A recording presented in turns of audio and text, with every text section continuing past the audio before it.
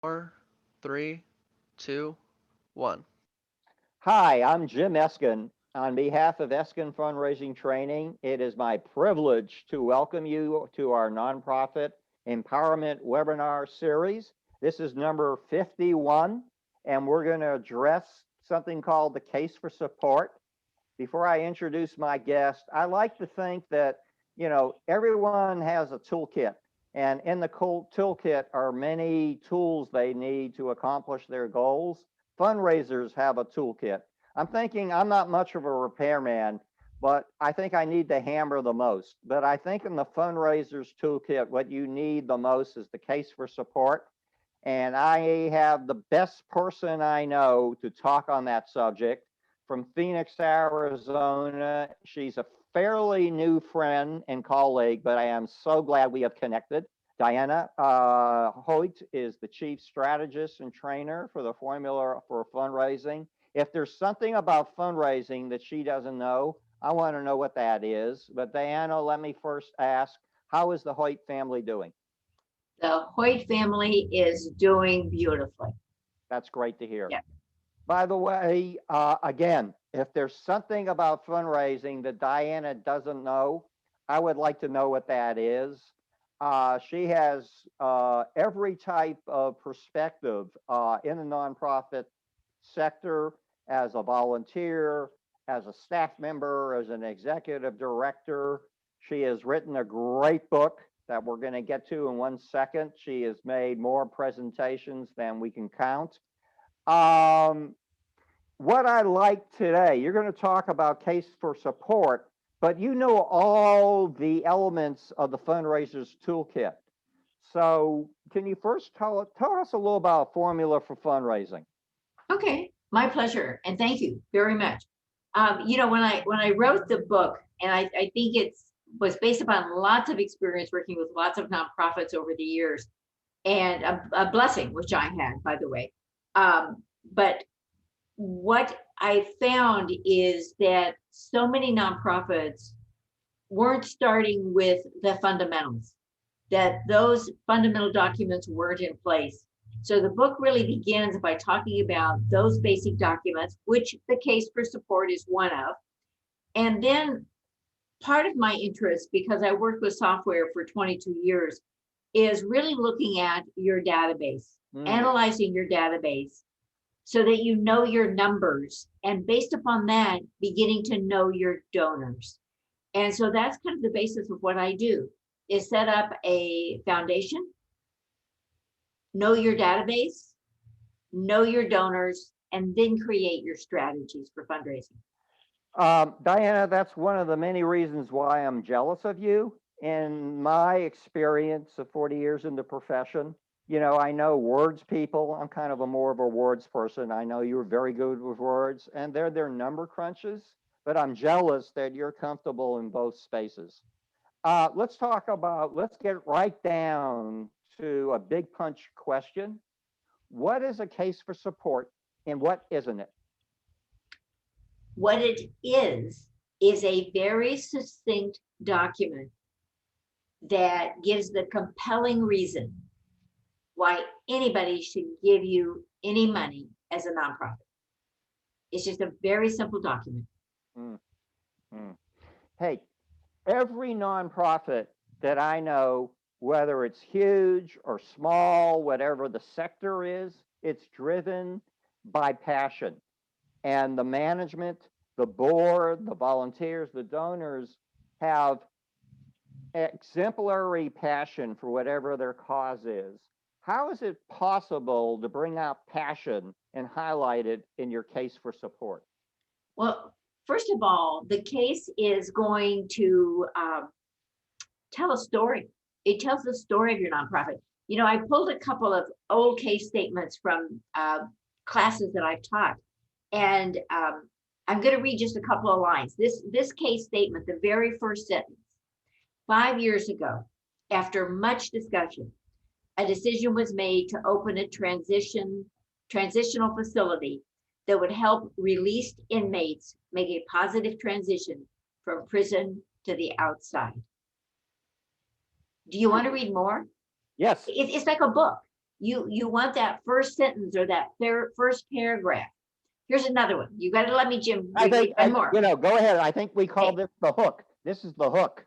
Imagine you live in rural New Mexico and that your child has just been diagnosed with a potentially life-threatening illness. Wow. Do you want to read the rest of the book? Yes. That's the case statement, because wow. You want that first sentence or first paragraph to pull that reader in, that donor, so they get excited and they want to give to you. We're going to talk. Okay, I'm going to take a few minutes here and we're going to go into a Q&A but first of all, we want to welcome our learning community audience. And Michael Argent is our producer with Game Day Media. Michael, can you take a moment at any time that we're an audience first webinar, anytime that you have a question, you can either type it in the chat space.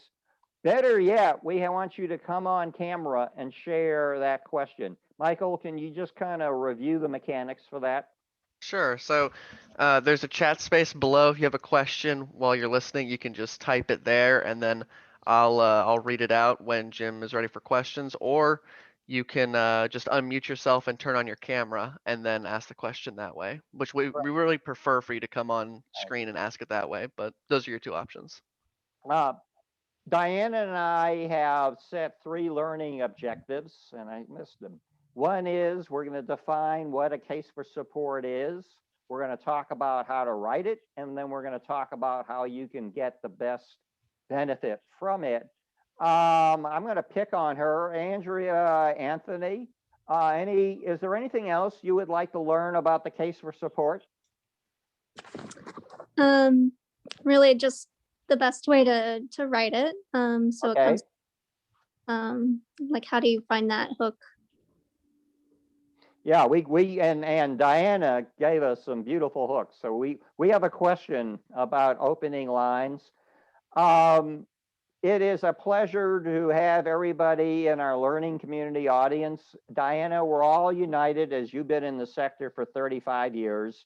We both started at age 7, right? Something like that. Yeah, close. One person can make a difference, and we see that every day in the nonprofit sector. To us, you're all heroes because, again, if you're animal welfare, in the arts, the education, you're in economic development, one way or another, healthcare, particularly healthcare, this in the last year, you touch, improve, and save lives. And Diana, we have a saying here, when the nation's nonprofits do well, we all do well. And we really do think that nonprofits bring out the best in people. And our audience is diverse. We have executive directors, we have CEOs, we have directors of development, we have other staff, we have board chairs, we have board members, we have volunteers and donors. And we're going to be looking to get them to ask questions and to be part of our dialogue. You know, Diana, it hit me. I had 25 years in higher education advancement, and I worked with community and business leaders who I swear were absolutely fearless in their lives, except with one exception. And you know what that is, right? Right. Asking for a gift themselves.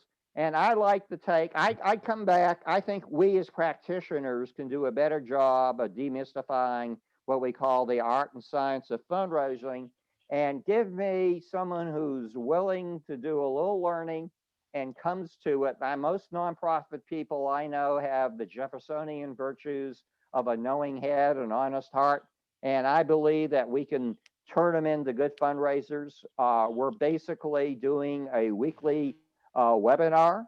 And next week, you probably know her, we have Erica Worsdorf, who is, I call the first lady of monthly giving. And we have different, then we're going to do donor advised funds. We invite you to be part of our learning community. Make sure you're on our Stratagems constant contact database. And I'm going to be, by the way, what we're going to do at the conclusion of this, we're going to post a very brief, it's 1,300 character spaces because that's the limit the LinkedIn gives you. We're going to post that on LinkedIn and Facebook. And then give us about an hour to 75 minutes, and our producer does a magic spin cycle, and he is going to send you the recording and the slides from this program. We're also going to post that on LinkedIn and Facebook. Like Diana, I've authored a book. It's even shorter than Diana's. Mine's 82 pages. How long is Formula? I've got some templates and things in the back, so I think it runs around 125. Oh, you got War and Peace, you know? Yeah, no, it's not.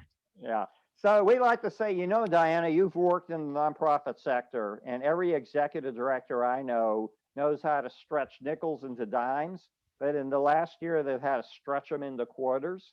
But the good thing is philanthropy has been very resilient. As Diana knows, there's the number one indicator of philanthropy is the stock market. It took a hiccup, I think, this week, but it is soaring at record levels. We have some data in from the fundraising effectiveness project. It showed giving up about 11% over the prior year. I mean, the donor advised fund explosion. Diana, Fidelity alone was over 9 billion. And then I call her Wonder Woman, Mackenzie Scott. And by the way, Diana, we have a deal. Anytime Mackenzie Scott wants to come in, I will give her the floor and both of us will back away. But what she did last year was so inspirational, giving out 6 billion, particularly to underserved communities. And she gave it out unrestricted, lump sum. The Lilly School in Indiana has put out projections that look very upbeat for 21 and 22. I'm skipping through a lot of slides here because I want to get to Diana. You know, there's a lot of nonprofits. There's 1.5 million in the country. Diana, there's 100,000 in Texas. There's 6,000 in San Antonio. And it's tough being a donor because you're not choosing between the good and the bad. You're choosing between the good and the good. And we're going to talk about this in the case for support. You know, you have to spell out what makes your nonprofit stand out. And ultimately, our objective is to get the donor to know, like, and trust us.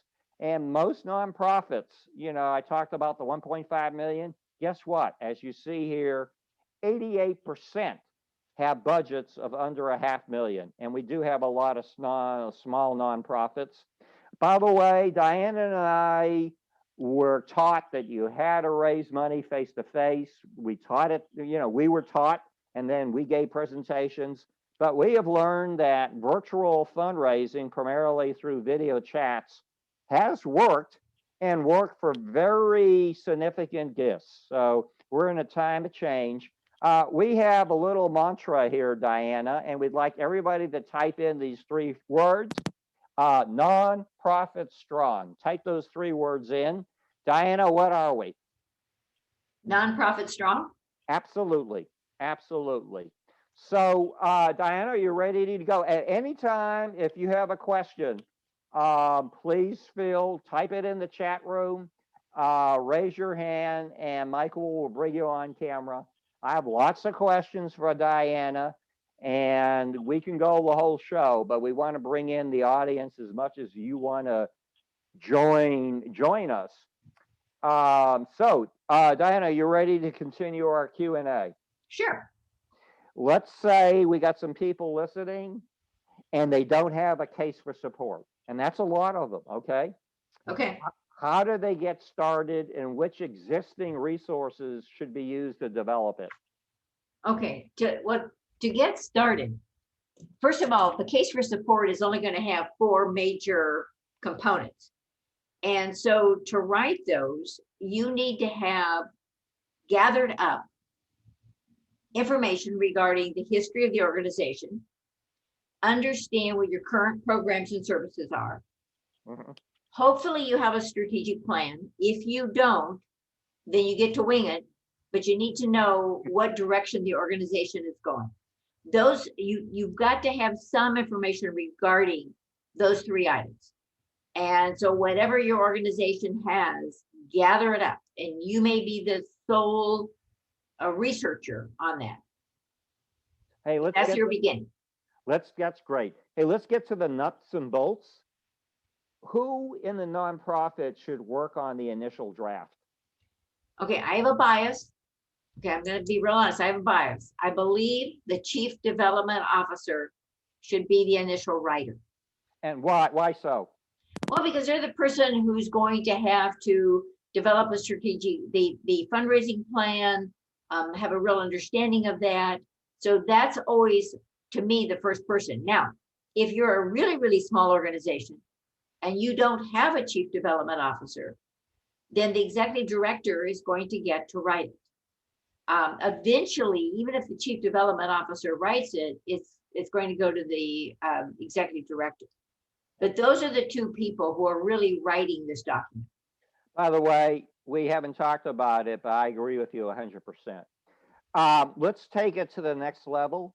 Who should be involved in the fun part of review, editing, and approval?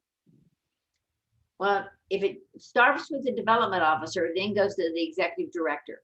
I liked to have maybe a couple of other people on staff, program people, people who are going to be involved in the direction the organization is going, take a look at it. If you have a development committee of the board, yeah, wonderful to have them review it. But once that process is done, it must, this is an absolute must in my mind, go to the board of directors for approval. And the reason you want that is one of the number one reasons to have a case for support is it gets the entire organization on the same page. Everybody's singing the same song. And you really want that. It helps build consensus. And flip that around, you're going to have problems if you don't have that consensus. Absolutely. Absolutely. Because I want every board member, I want every volunteer, I want every staff person, when they're out and about in the community, I want them all saying the same thing, that everybody understands the direction the organization is going. Hey, you jumped the gun a little on this, but I love that you did so. What are good ways for grabbing the reader's attention right from the beginning of this case for support? I mean, I read a couple of grabbing sentences, but sometimes you can tell a story about a child or about an accomplishment. But when you tell that story, we're talking a 3 to 4 sentence story. Yeah. You don't have a lot of time. Words have to be very succinct when you're writing this. So I've also seen a lot of case reports start off with a quote that kind of resonated with the direction that you're going. So you can do some fun things, or you can simply say, you know, over our 100-year history or over our 5-year history, we've accomplished this. So they know that you're substantial. Right. Hey, Diana, what are the pros and cons of repeating main points? Because I am a firm believer that your case for support should be no more than 3 to 7 pages. And I like kind of 3 to 5, is you don't have enough room to be repetitive. So every sentence, every word has to count. You don't get to say it 3 times. This is not a novel. Okay, let's now move ahead a little. How can a nonprofit use its case for support? Okay. Once you've written the document and everybody's happy and it's all been approved, it is the basis for everything else you do. Hey, could you repeat that, please? Okay. Your case for support is the basis of everything else you do. If you write a grant, if you do an annual appeal, if you create a brochure, if you do a YouTube video, if you post something on LinkedIn, everything should relate back to that case for support. That's why you wrote it. It's the reason you are doing fundraising this year. And notice I said this year. It sounds like to me it's one of the best investments of time that a nonprofit can make, because there are so many dividends on having that case for support, again, that staff and board have come together on. Right. One of the things that I found very useful, and and my case for support was never fussy. I mean, it wasn't, it was just plain paper with graphs or some photos, very simply done. But when I would go out, and I was in a couple of different situations, I was responsible for helping to recruit board members or to recruit volunteers. Well, if you're sitting with somebody and you're trying to recruit them to come on your board, and you hand them that document, first of all, they are so impressed that you have taken your organization and you're able to reflect its history, its current, its future on a very few pages that they can understand and can grasp. We're all overwhelmed with stuff to read. And so if you can keep it down to that, it's a great recruitment tool. Absolutely fabulous recruitment tool. Yeah. Diana, I got lots of other questions, but before I do, Michael, do we have anybody either that's typing in questions or wants to come on screen? Yeah, so we've got 2 questions typed in so Okay. far. We've got Diana, what do you say? We'll take them. Okay. Yeah, let's By take the the way, questions. by the way, Diana and I made a deal. If the question is easy, I take it. If the question is challenging, she takes it. Okay, that's our deal. Was that our deal? Yeah. Oh, okay. So Joel asked, do you have examples of the case for support? That was the first question. Yes, I do have some examples. And if you would like me to email you a couple, just let me know. Yes. Mike, Please I believe- email him, joelbat@aol.com. Or I'll tell you what, or look up, hey, you on the web, look up Formula for Fundraising, and you'll see Diana's website and her email address. And Okay. and by the way, what's our second? Good question, Joel. Next question. So the next one is from Cynthia. She asked, is a 1-page the suggested? No. Hey, by the way, hold it, Bob, before you do that, guess what? This is like an ESP. My next question to you, what are your general guidelines on length and presentation format? Cynthia, I think it takes 3 to 5 pages to do the job. Now, I will tell you that Yale University was raising, I don't know how many millions of dollars. Probably and they wrote a 1-pager, but most of us aren't succinct enough that we can get away with 1 page. So I think most of us don't have the brand that Yale University has. Right. That helps a lot to be well branded. But so I think 3 to 5 pages, but that includes quotes, graphs, pictures, because you're really telling your story. Hey, by the way, Diana, because I saw it in our earlier discussion, talk about 2 words, white space. Yes, you'd absolutely need white space. And I will tell you that the Yale 1-pager did not have any white space. It had no graphs, it had no pictures. It was just solid reading. And I think most of you want to do you need more to tell that story. Yeah. I'm going to resume my Q&A. And we actually had another question that came in. If you want me to read it. We'll take it again. Okay. Who is it? I think you kind of touched on this, but it's what's Diane's recommended text to image ratio? Hey, that's a great question, Diana. Oh. Well, I think you're going to have more text. I mean, pictures do tell a story, but you need to have more text to image. Yeah, absolutely. I don't have a specific ratio. A lot depends upon the power of the images. Yeah. Talk about little. I mean, I know that people have favorite photos, and what to you qualifies as a powerful image? sometimes the image can be a graph. One of the ones that I have as an example, they show their state broken down by counties, so people realize where their populations are that they serve. So sometimes that kind of an image is says, oh, this is who we really are, this is who we serve. And it has to reinforce the case, right? Right. Like, you just can't have a Maserati because it's an expensive car. Right. So images that make a difference. I was working with an organization and we were writing their case for support, and they dealt with individuals with disabilities.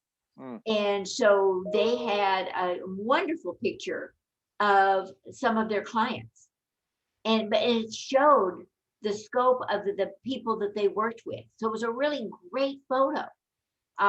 So you just, like Jim said, whatever graph, photo, etc. that you use, it needs to reinforce your story. Hey, no easy questions, Diana, right? We talked about there's 1.5 million nonprofits in the country. And I get back, put yourself in the shoes of a donor. You're not asked to choose between the good and the bad. You're choosing between the good and the good. Right. So when a nonprofit is working on its case for support, how can you make it stand out from the 1.5 million other case for supports? First of all, one of the ways you make it stand out is you just do it. It's amazing how many nonprofits don't ever write a case for support. I hate to say, this is not a fair question, but I'm good at asking unfair. What percentage, take a rough guess, do you think it's like a quarter or a half, 2/3? What percentage of all those nonprofits you think have a case for support? Have one? Less than half. Wow. So just by doing it, you put yourself in a good position. Right. Let's continue. And okay, this is the good part. There are a lot of good parts, but can you take a little more time and go through the Diana Hoyt 4-step process for drafting a case for support? Okay. I'm going to grab my notes because I want to make sure I don't miss anything. You really only need 4 steps. And that's why I did this, because I think it's doable. If I told you had to do 20, most of you would roll your eyes and hang Forget up. it. Okay. Goodbye, right. Diana. So 4 steps is doable. So your first step, that is going to be an introduction of your organization. Okay. It's a brief history. It's your mission statement. If you had any accomplishments, and if there's anything that makes you unique. Now, you're going to do that in less than a half a page. So I worked for an organization that was 60 years old, and I had to get the entire case in a half a page. Yeah. Okay. Nobody wants to read your entire history. Yeah. Trust that me. was fun. That was fun, I bet. Okay. The second step is your current programs and activities. So what do you do right now? How are you serving the community, whatever that community is, whether it's a square block or the world? What do you currently do? And who do you serve? Are you only serving disabled veterans? Are you only serving abused children? Are you only serving adults who are 21 to 45? Whoever that is, people want to know, who are you serving? Also, what geographical area do you serve? So who do you serve within that geographical area, and what are those services? That's the second one. The third one is, what's your vision for the future? What's the problem? Why, if there's not a problem or a plan or an unmet need that needs to be served, that's what you want to get across, that within your area that you are serving, this is the problem. For example, Maricopa County, biggest county in the state of Arizona. Veterans, homeless, on the street, major issue. dental care. There's an organization that will serve, this dentist will get other dentists to go out on the street and provide dental care. Okay, so it's an unmet need. And what makes you uniquely capable of solving that problem? The guy's a dentist and he knows a lot of dentists. Okay, there's actually an organization, by the way, that I have in mind that does this. And so within that is, what's the problem? What makes you uniquely capable of solving that problem? Yeah, I like that. Okay, and how is it going to make a difference? Yeah. What difference is it going to make?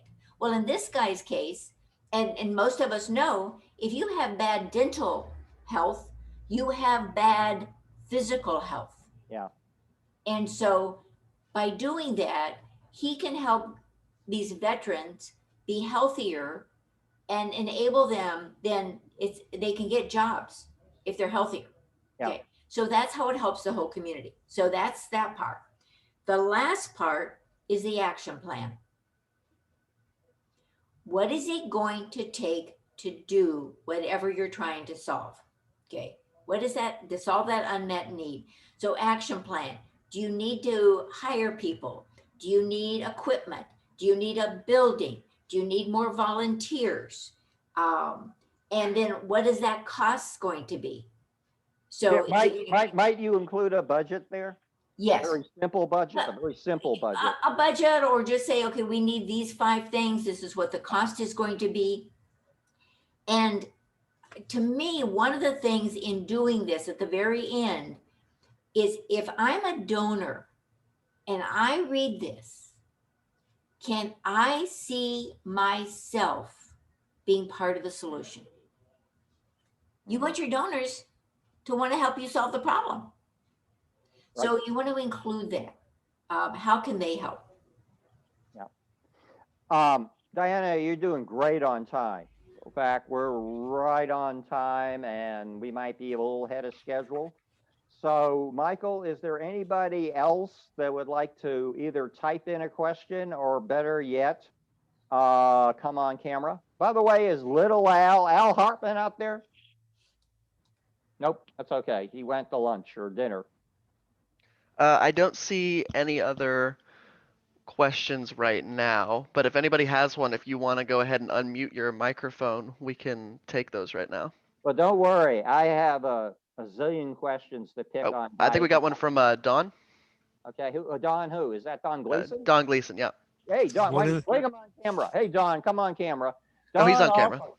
It's okay, that's right. Don is very, very supportive of veteran causes here. So, Don, you got the best person in the world for Case for Support. Take advantage of her. I'm loving what I'm hearing. And Diana, thank you very much for being here and sharing what you're talking about. I just sent you a request for that template on your website.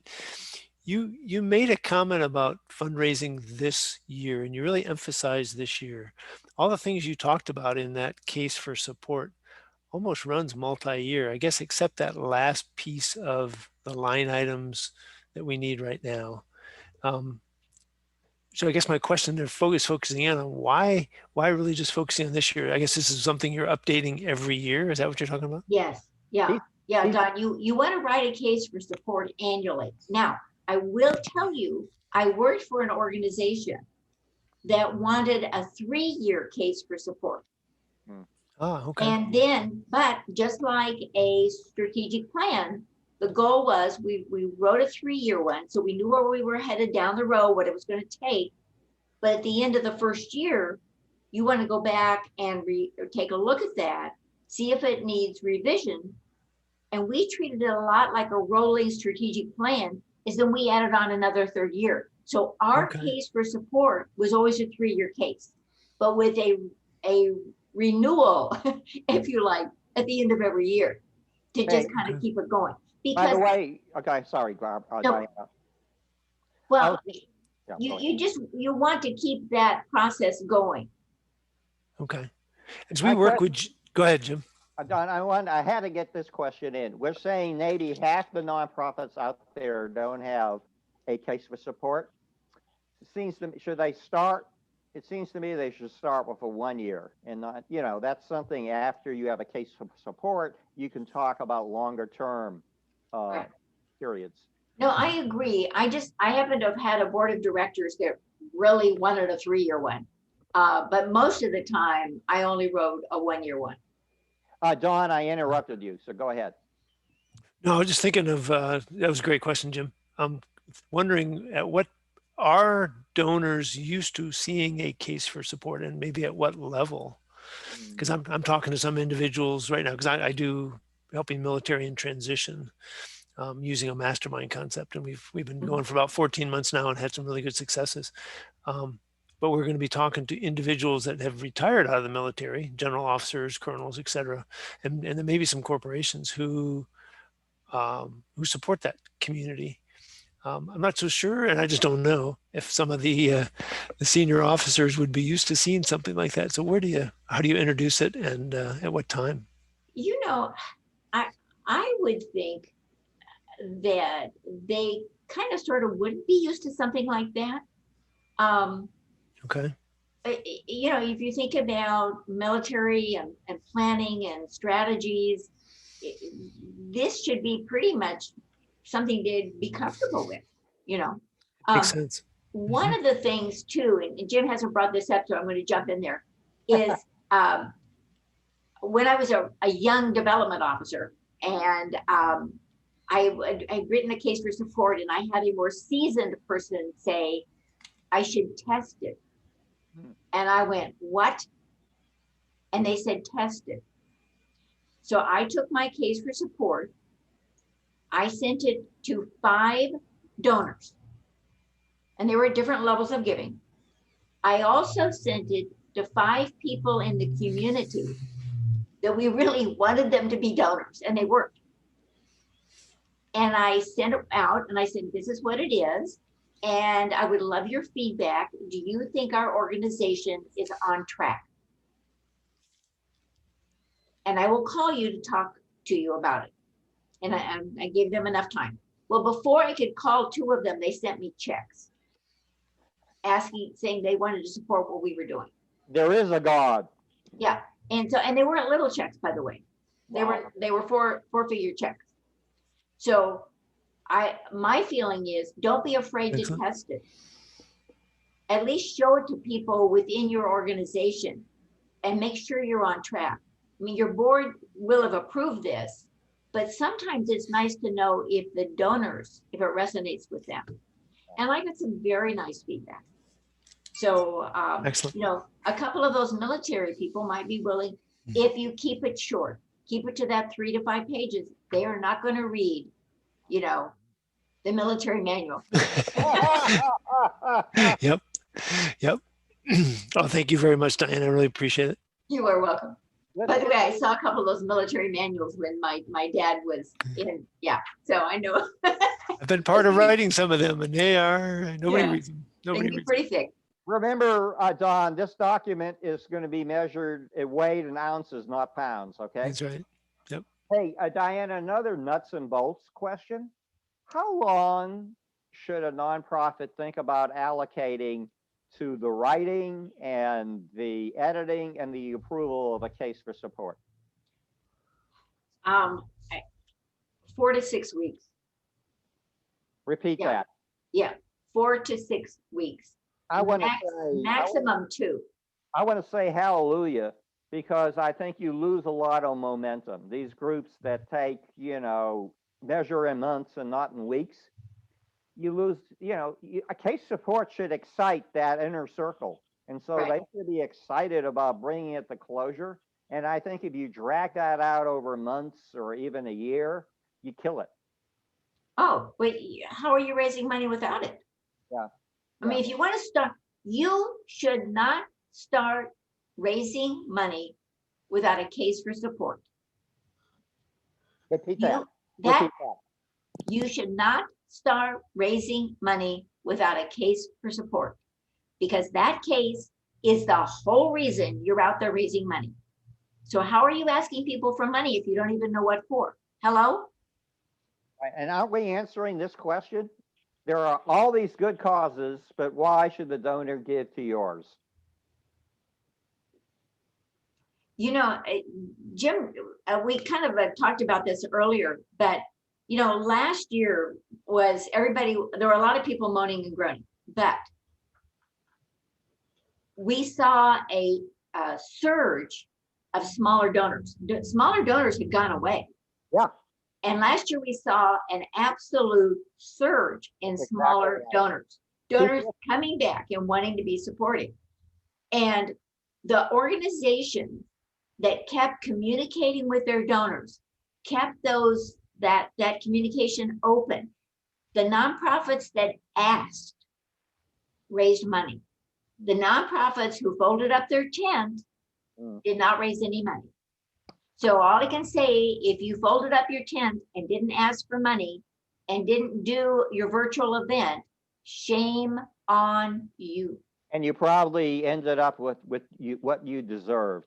Well, Diana, you didn't end up with a lot of money. yeah. Hey, Diana, this question is inspired by my late mother. What are the no-nos to avoid in a nonprofit developing a case for support? Well, okay, as Jim said, I've written a book and I write a lot and I do a lot of conferences and speaking or workshops, used to when we all did public stuff. Is I think you have to be very careful about using the words we, us, our. Those are personal pronouns. The case for support is about the organization. And so when you say we did this, well, we didn't. The organization did this. So watch how you use that type of verbiage. People do that with grants, which is horrible, because it's not about the we's and the us's, it's about the organization. So that's probably one of the things you really need to watch when you're writing a case for support. It may be toward the end here, and Jim knows this because he and I talked about it, but whenever I talk about case for support and do something like this, I always say, if you want to send me your case for support, I will be happy to review it. But know that I was once upon a time a high school math teacher. It could have been worse. You could have been a high school English teacher. But I love to read cases for support and I love to help people. I did one with an organization in a small community in Kansas and we had more fun. And her case for support was one of the most fun ones I think I've ever worked on. Wow. And it was for community development in a small community. Yeah. Lots of fun. We're talking about this enormous variety of nonprofits out there in this 1.5 million. Should you have this 4-step process, okay? Can the same process be applied to a nonprofit, whether it's small, medium-sized, huge, whether it's in the arts or animal welfare or education, blah, blah, blah? I'm sorry, Jim. I got distracted. Okay, I'm sorry. You know, we have all these different type of organizations, okay? Mm-hmm. And the question is, should they keep to the same Diana Hoyt 4-step process? They could be a small organization. They could be a medium size. They could be a very large size. They could be in the arts. They could be in animal welfare. They could be in healthcare. They could be in education. Can the Diana Hoyt 4-step process be applied no matter how big you are and what your mission is? Yes, it doesn't make any difference. You still have to say the same story. You still have to say who you are, what you do, what you want to do, and what is it going to take to get there. It really crosses over all lines. I did notice something in the chat, and then I wanted to comment about it. Yeah. It's about the word you. Well, if at the very end you're talking about the donor and you're saying these are ways you can help, then that's great. But if you're talking about the organization and the staff, that's when I think you should stay away from words like we. We did this. Well, we may or may not have done it, but the organization certainly did. But the you, when you're talking about the donor, That's perfect. Okay, Did that Diana. clarify it? I hope. No easy questions. How can you tell when you have a great case for support, and how can you tell when you have a weak case for support?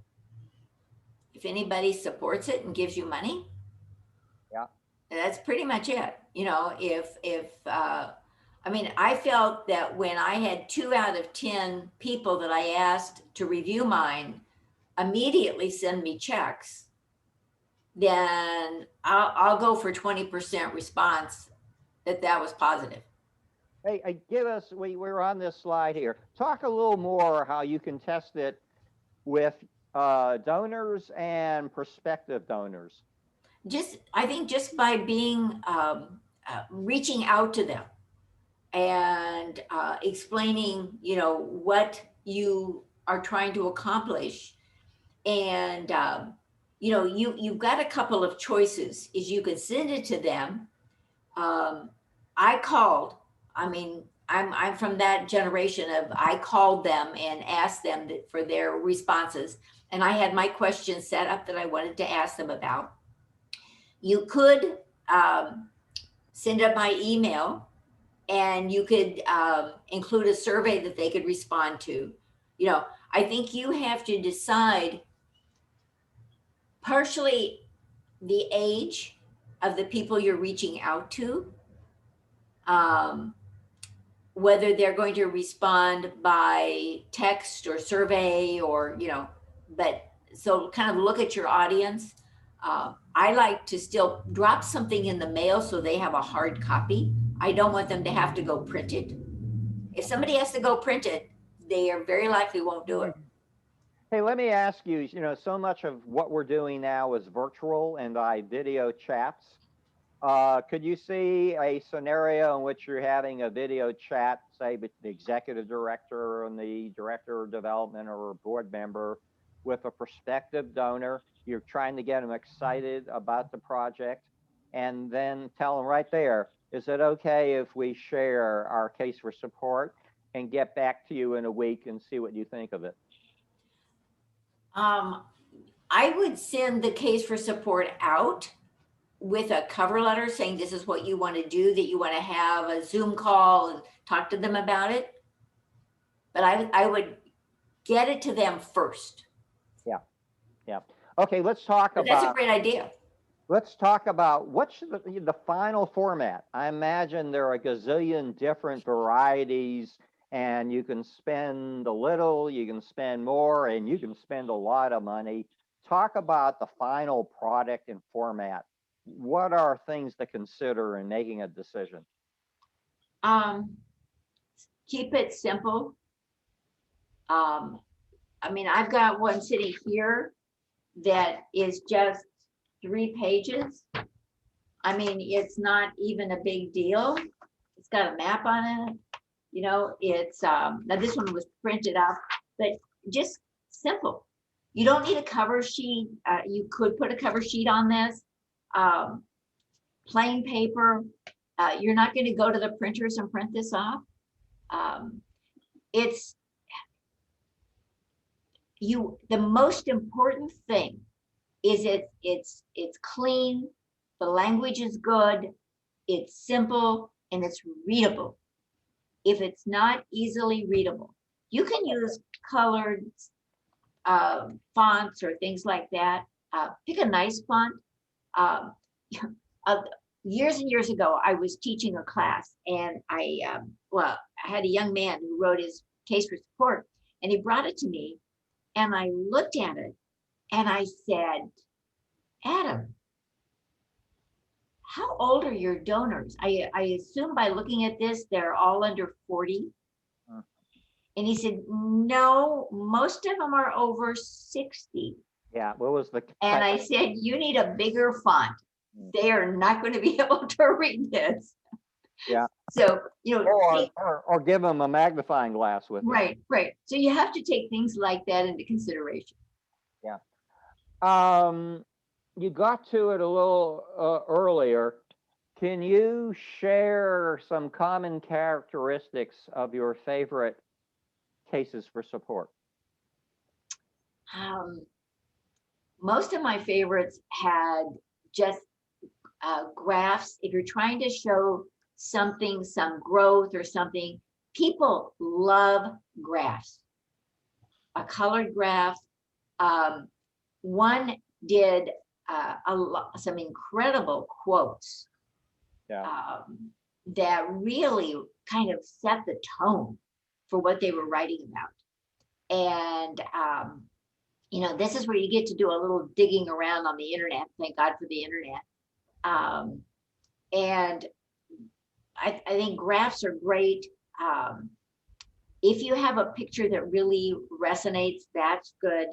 But I think good language. Please don't use any jargon and don't use abbreviations. Hey, repeat that, will you?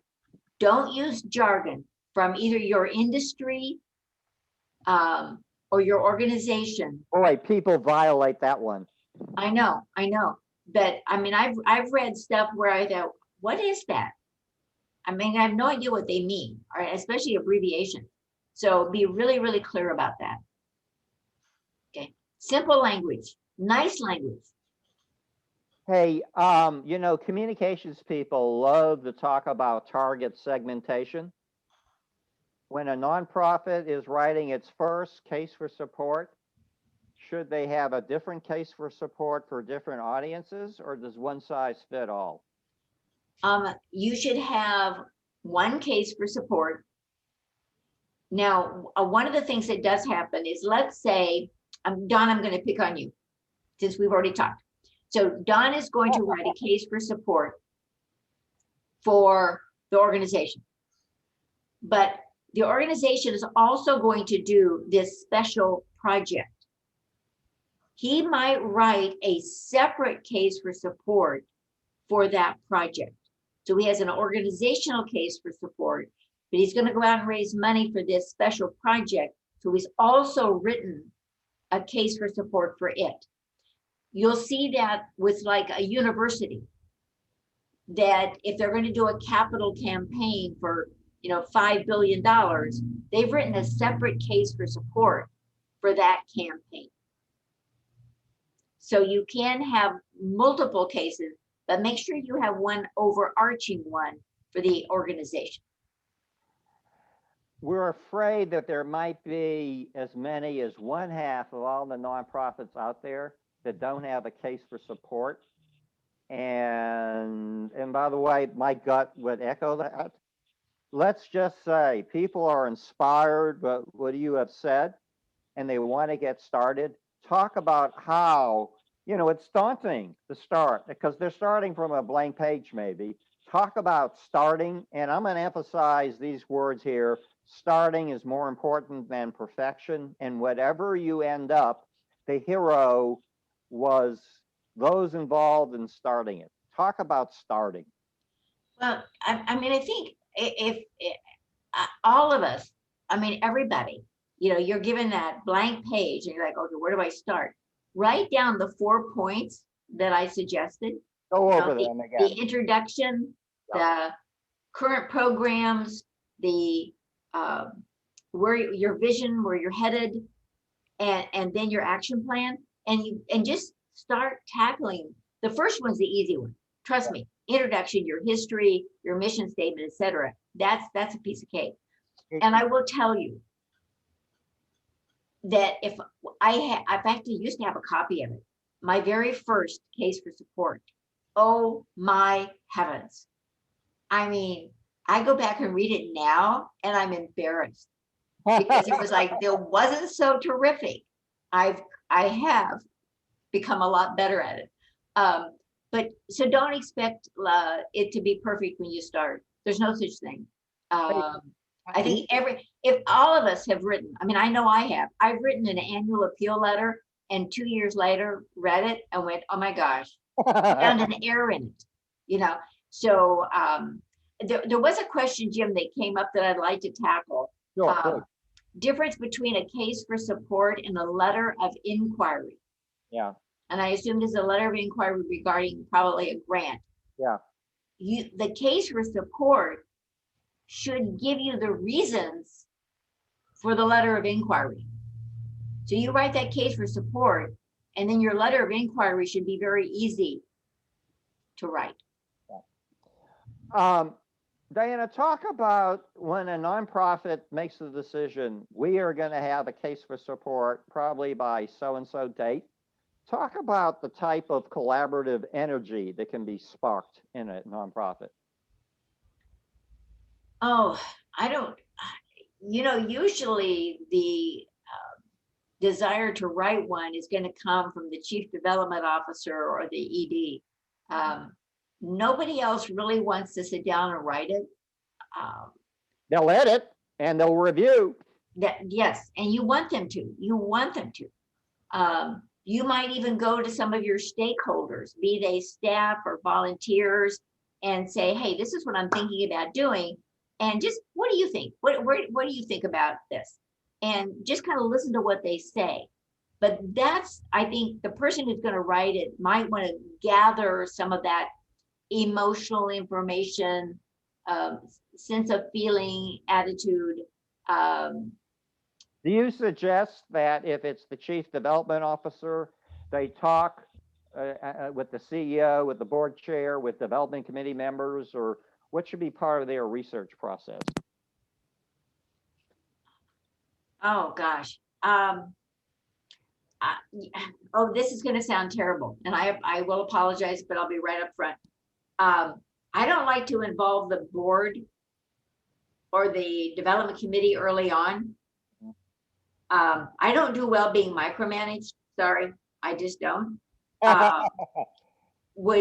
So I think, and I also find that if you develop that first document and get it as far as you can, then when you reach out to other people, it's a lot easier to get their feedback. Otherwise, you have everybody has an opinion, and you end up with just a stew that not necessarily anybody wants to eat. Sometimes it's tough to get a great stew with 35 different cooks, huh? Right. I just think that you're all smart, or you wouldn't be doing what you're doing. I firmly believe that. So therefore, give it your best shot in the beginning, using your strategic plan, having conversations, gathering documents. But write that first draft yourself, and then take it from that point. And I consider the person who writes the first draft a hero. They absolutely are, because all of us have sat down with a blank sheet of paper, and particularly for the nonprofit that never had a case for support. Right. Go ahead, Diana. Well, I'm writing a webinar right now, and I quite honestly got a cup of coffee and sat and said, okay, what do I really want to get across? What and that's what you want to do with that case for support. What is the story of your organization that you really want to tell? Right. We only have a few minutes left, so I want to quickly, any other final questions from the audience? If not, Diana, wouldn't you say the case for support is just basically how we inspire donors to give the most precious gifts and time and money, and we'll tell them what it will accomplish. One last thing, there is so much computer screen fatigue out there, and so we're emphasizing to our friends, Zoom and video chats were like a shiny new toy a year ago, and now people do 8 hours a day, so be sensitive. And I'm concluding here, the late Maya Angelou had a wonderful quote, Diana. She said, people will not remember what you said. They won't even remember what you did. They'll never forget how you made them feel. And that's what a nonprofit wants to do, is to make the donor or the donor prospect feel like the most important person in the world. I don't know you about, Diana. I give all my clients a money back guarantee.